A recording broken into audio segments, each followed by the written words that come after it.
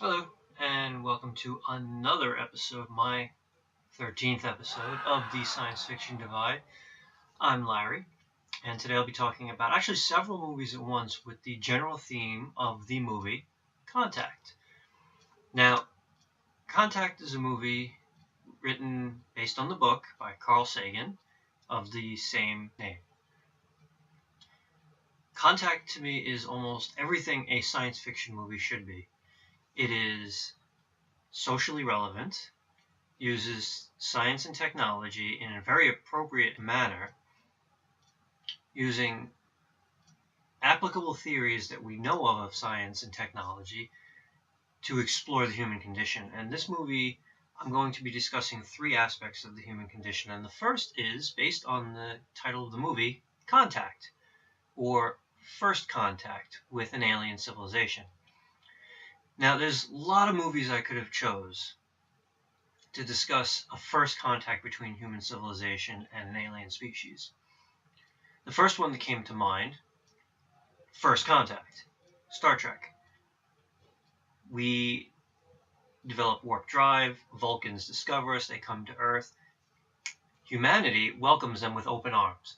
The enlightened humans that lived in that part of the world, it was Minnesota, I believe, see the Vulcans come. Of course, they'd also been notified by the members of the Enterprise that the good guys are coming, and if you don't do this experiment. But anyway, that was an example of a first contact that went well. As we know, most of Hollywood doesn't do the first contact that went well. It doesn't sit well, and frankly, it doesn't make for very good storytelling. So the example that I want to use of first contact that went wrong, Superman. Specifically, Man of Steel. There was something in that movie I thought a lot of people didn't like that I thought was genius. I thought was very well written. There's the scene that shortly after Clark saves all those kids on the bus, that one of the parents goes to the Kent household and alludes to Clark kind of like as a savior, almost in a religious sense. Now, I know that Superman is littered with a lot of religious mythology. I'm not really looking to examine that aspect of that movie. He saw what Clark did. Her reaction, I'm sure from her perspective, was very rational. But he's not a god. He was an alien. Her reaction prompted the conversation between Jonathan and Clark about protecting his identity, about keeping his powers to himself. You have to keep this side of yourself a secret. What was I supposed to do? Just let him die?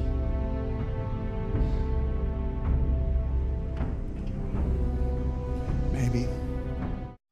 A lot of people didn't like that, especially because you had Jor-El, who was, you're going to use your powers for good and humanity's going to follow you. And here you've got Jonathan saying, whoa, whoa, whoa, whoa, wait a second. You might want to put a little hold on that. We saw the same thing in 1970. Oh, the original Superman was 1978, I believe, where Jonathan says to Clark, When you first came to us, we thought that people would come and take you away because when they found out, the things you could do, and that worried us a lot. And there's one thing I do know, son, and that is you are here for a reason. But I do know one thing. It's not to score touchdowns. but Clark was referring to is a bird showing off by flying? And Jonathan's like, no, but you're going to have to control your abilities. All right. And I think Jonathan's concerns for his son are very well rooted in human psychology. We fear what we don't understand. There's one more movie I want to talk about real quickly, and then I'm going to get back to Contact.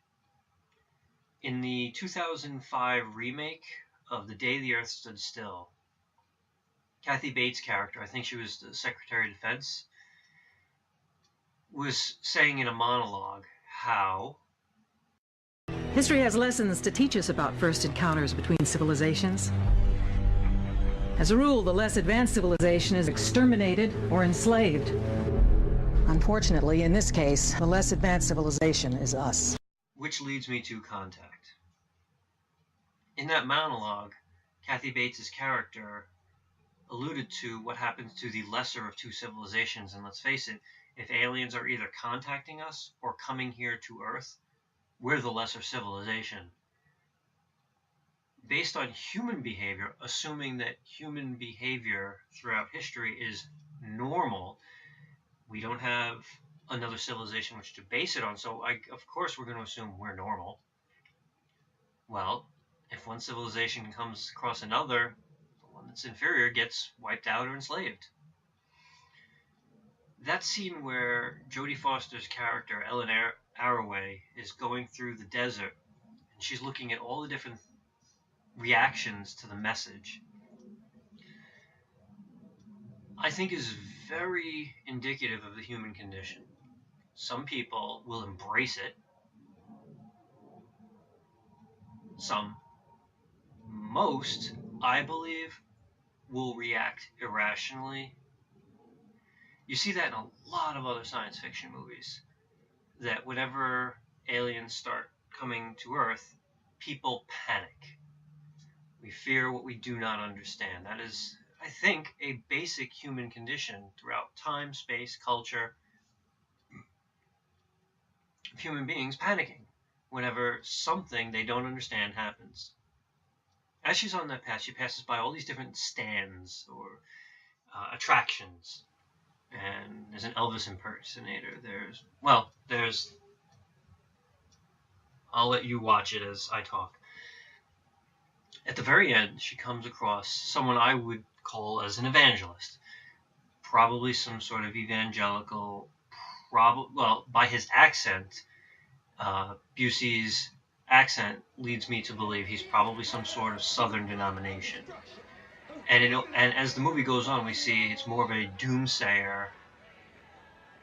I want to use the word cult, but extremely viewed religious sect. And he ends up killing himself in order to stop technological progress, to stop the machine from working. Is this the norm for humanity? Is this the way enough of us would react to panic the rest? Take a look at what's going on right now. It is October 18th as I'm filming this. Last I had heard, as of yesterday, 4,500 people worldwide have been killed by Ebola since March. In America, I believe right now 4 people are or were infected.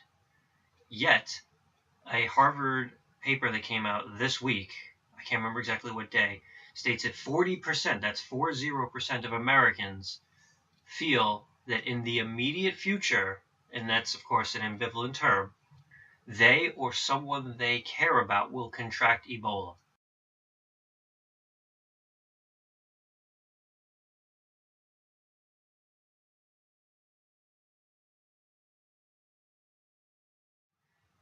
Is this really a rational reaction?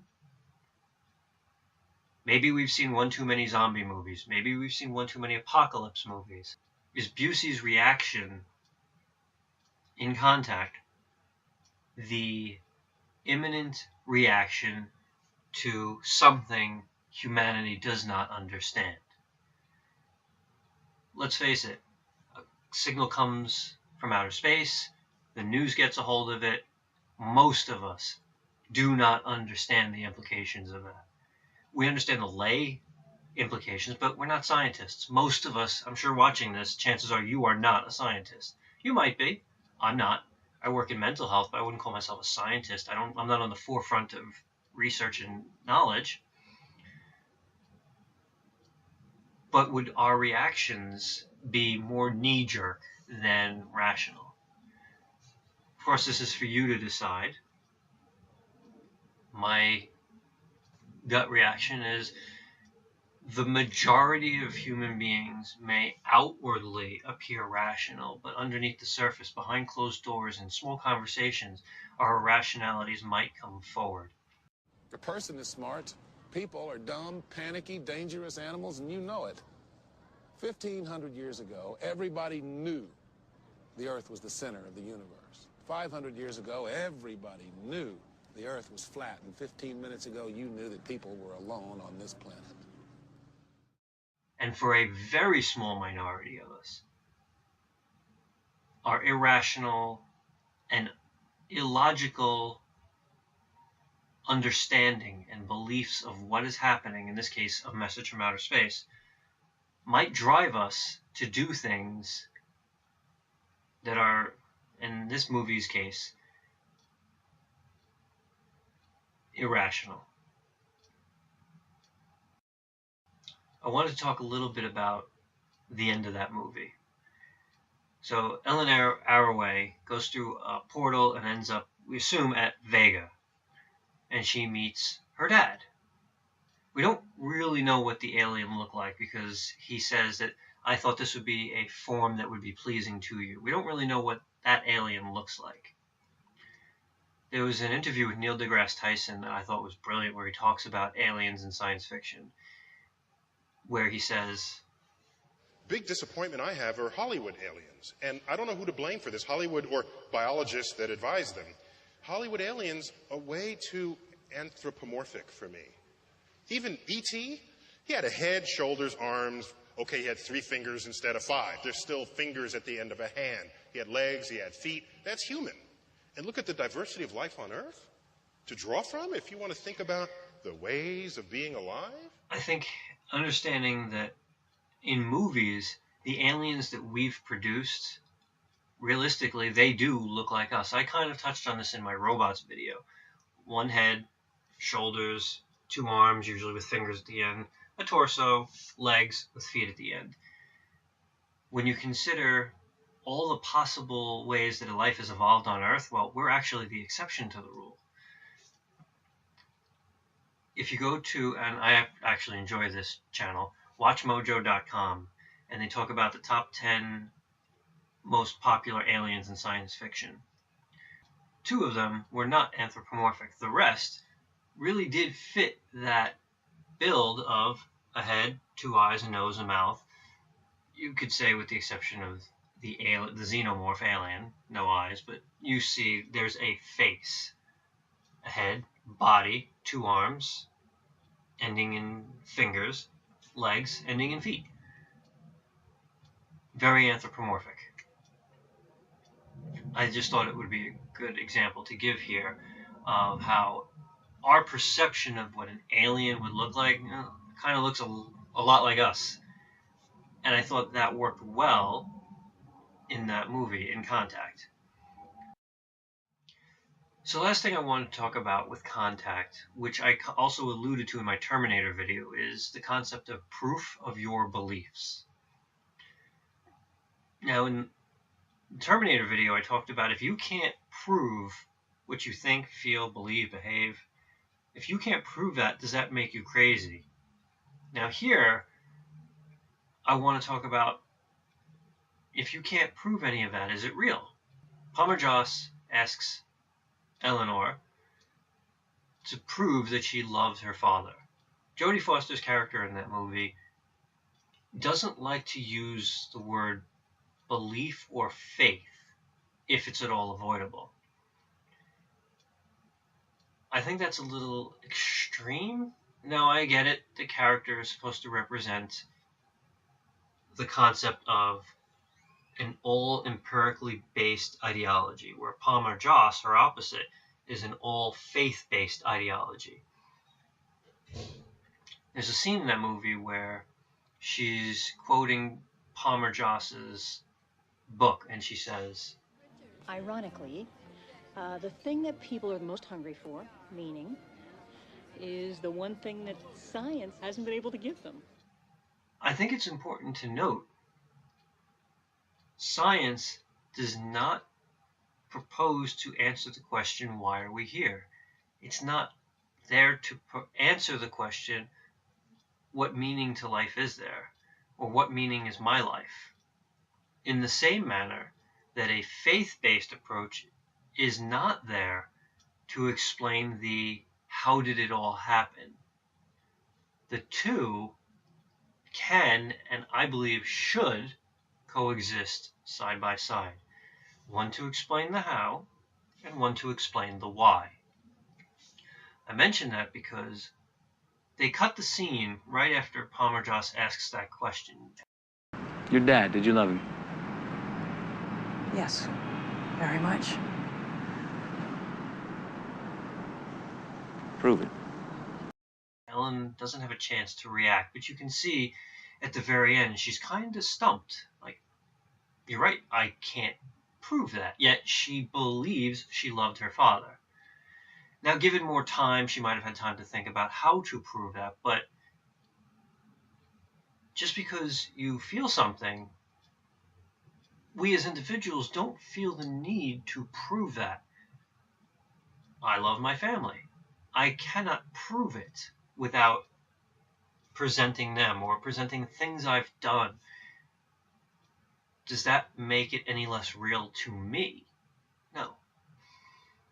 Just as I assume you, the viewer, love your family, love your parents, siblings, kids, intimate relationships, you might not be able to prove that. You can't prove a memory. Something that happened to you when you were 6, something that happened to you when you were 12, when you were 20, however old, that you know happened a certain way, but you can't prove it. It does not mean it didn't happen. It doesn't mean it wasn't real.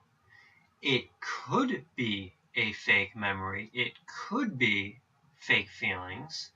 It could be a fake event, something that you've manufactured. The question I usually look at, what's the significance of that event? Let's just pretend that when you were 6 and you remember falling down and scraping your knee, that really it didn't happen. But you remember it. It's real. You remember the reactions. You remember the people that were with you.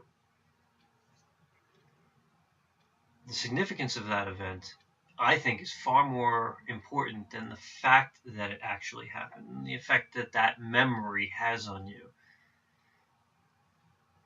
There was a study that I had heard about when I was in school. I thought it was actually very important.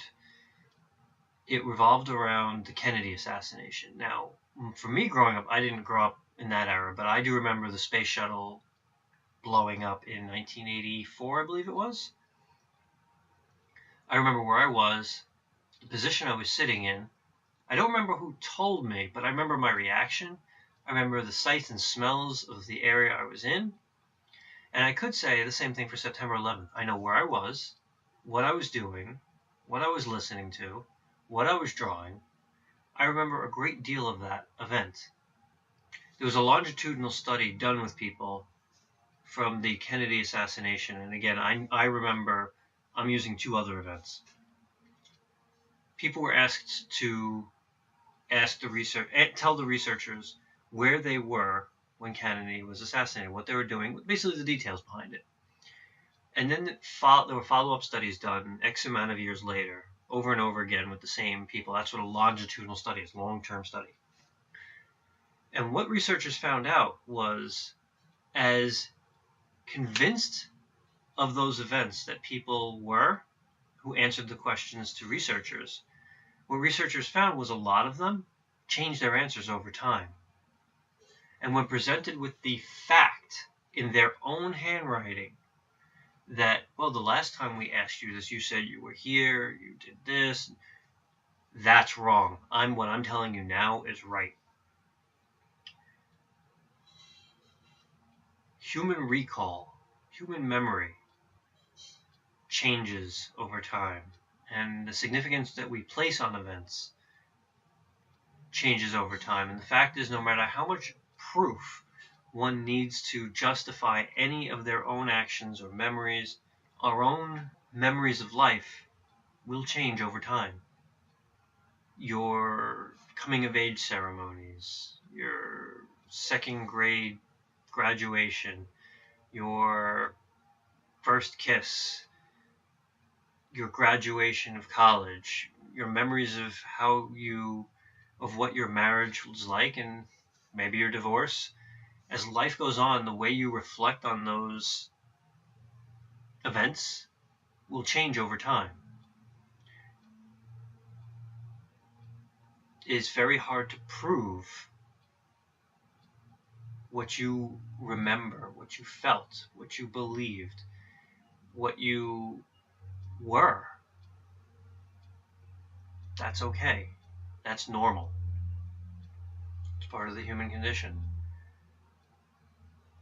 I have memories of things I did a few weeks ago.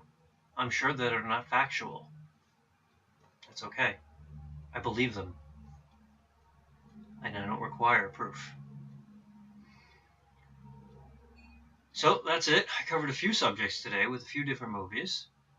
And if you have not seen the movie Contact or read the book, I highly recommend it. Both are really good and very different stories. I think Contact is a phenomenal glimpse into the human condition. What matters more is if you think the same. So that's it. Thank you for watching yet again and enduring my rambling. Until my next video, thank you.